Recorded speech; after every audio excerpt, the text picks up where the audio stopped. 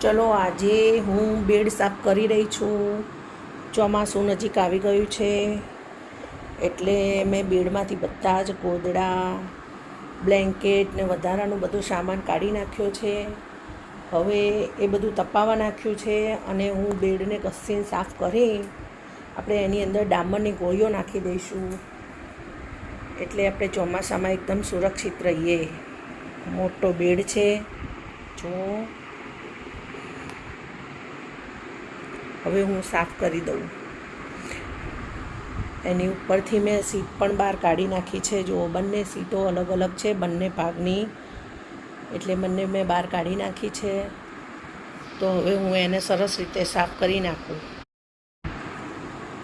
જુઓ, ભીના પોતાથી મેં સરસ આખો બેડ લૂછી નાખ્યો છે. હવે આપણે એને થોડી વાર સુકાવા દઈશું.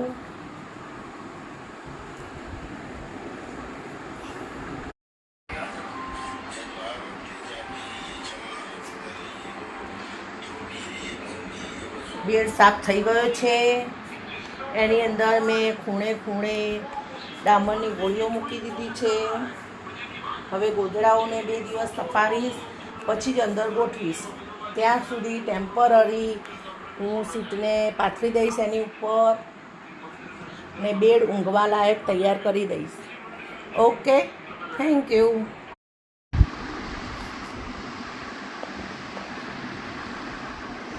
ચાલો, આપણો બેડ તૈયાર થઈ ગયો છે.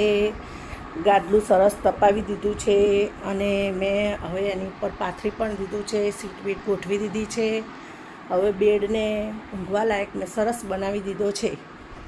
જ્યાં સુધી અંદરવાળા ગોદડા બધા તપીને સરસ તૈયાર ન થઈ જાય 2-3 દિવસ, ત્યાં સુધી આપણે ટેમ્પરરી આની ઉપર સૂઈ જઈશું. પછી જ આપણે ગોદડા અંદર ભરીશું. ચલો.